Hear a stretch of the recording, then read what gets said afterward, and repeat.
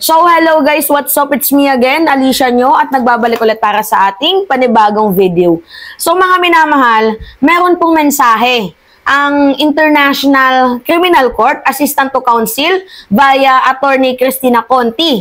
Patungkol nga po dito sa mga sumusuporta kay former President Duterte at hindi ata naiintindihan ang mga issue. I think parang ine-educate ni ICC Assistant to Counsel Attorney Cristina Conti ang mga taong masyadong na-overdose sa pagiging fanatiko. Ako mga minamahal, sa totoo lang in my own reaction, nalungkot din naman ako nung nahuli itong si former President Duterte. Nakakalungkot, syempre sa kanyang pamilya, kahit papaano may pamilya yan. Pero mas nakakalungkot kasi mga minamahal, kung titimbangin lang natin mas nakakalungkot yung mga pamilyang napakadaming iniwan lamang sa ere ni former President Duterte dahil sa kanyang maling implementation ng war on drugs. Mas nakakalungkot yung mga anak, 'di ba, na wala nang magulang dahil napagbintangan yung kanilang magulang na ito daw po ay gumagamit, ganyan-ganyan. At nakakalungkot din para sa mga magulang na nadamay ang kanilang mga walang muwang na anak. May 3 years old, 'di ba? Dahil nga po sa maling implementation ng war on drugs. So ito ay pakikibaka sa crimes against humanity. I think itong mga alipores ni former President Duterte dapat muna nilang tingnan ang side-to-side issue kasi ang hirap na we support FPRRD, walang krimen nung panahon niya, mas feel namin na it is a safe place for us. Oo, sabi na lang natin na feel mong safe ka noong mga panahon ni former President Duterte, pero it doesn't mean na hindi nangyari yung mga krimen. Hindi the porket na feel mo na safe ka, wala nang krimen. Hindi po ganun yun. Alright, ito po yung sabi ni Attorney Cristina Conti. Parang sa madaling sabi, let me educate you. Alright, sabi dito, crimes against humanity ito. Hindi na lang ito simpleng murder or homicide. Well, totoo naman, mga minamahal. Widespread and systematic attacks on a civilian population yung ginawa ni former President Duterte.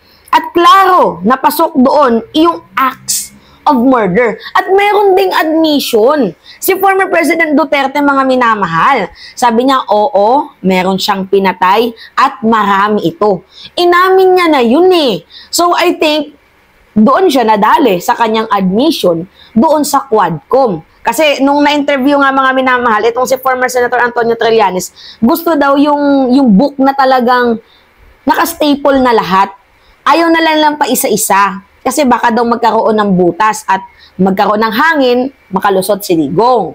So ngayon, gusto yung kumpuni ng mga ebidensya na talagang sakto, klaro. Yung wala nang hahanapin, di ba? And nandun din si Edgar Matubato at itong si Arturo Las Cañas. And I think, mga minamahal, sila din yung nagpalaki ng boses, di ba? Kung bakit nakulong itong naaresto, nasilbihan ng warrant of arrest, itong si former President Duterte.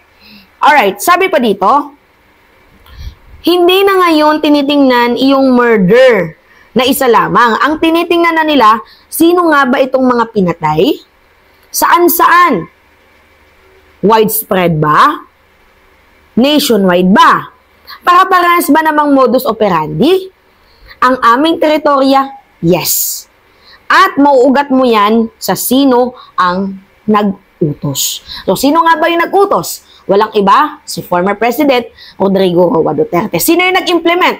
Walang iba, kundi itong si Senator Bato de la Rosa. And napanood ko yung interview, mga minamahal, ni former Senator and Attorney Leila de Lima, na isa na din po sa minamatsyagan pa lamang, pero hindi pa totally convicted, itong si Senator Bato de la Rosa, pero minamatsyagan siya ng International Criminal Court.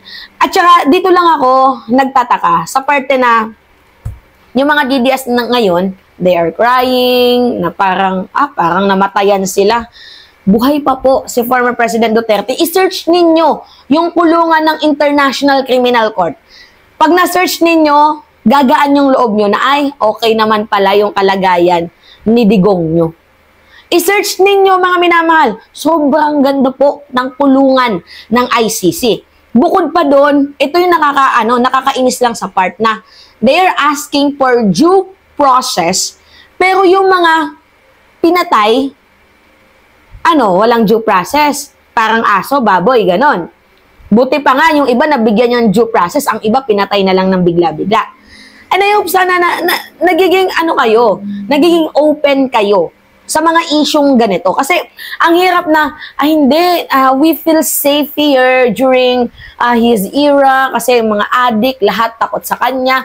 Okay, hindi may pagkakaila. Sabihin na lang natin na safe kayo. Pero hindi di porket naging safe kayo, it doesn't mean na walang krimen na nangyari. Si Digong na din mismo yung nagsabi na he don't care about human rights. Diba? So ngayon,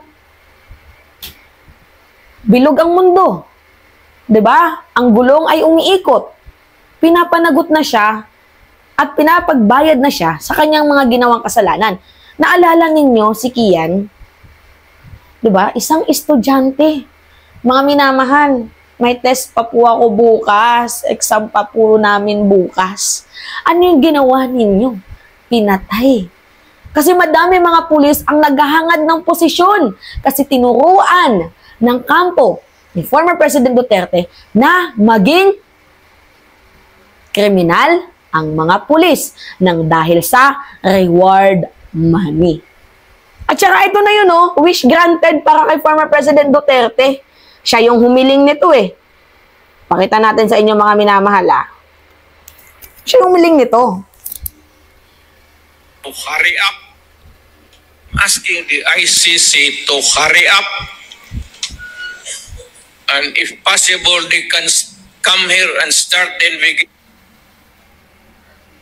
And if possible, they can come here and start the investigation tomorrow. This issue has been left hanging for so many years. Matagal ma'am, baka mamatay na ako, hindi na nila ako maimbestiga. So I'm asking the ICC through you na pagpunta na sila dito bukas, umpisahan na nila ang investigation. And if I am found guilty, I will go to prison and rot there for all time. Oh. Diba? Oh, si Digong na din mismo ang may admission na sige, hurry up. Parang naiinip na nga daw si Digong. Tapos, nung sinilbihan ng warrant of arrest, ano yung kasalanan ko? See? Diba? Oh.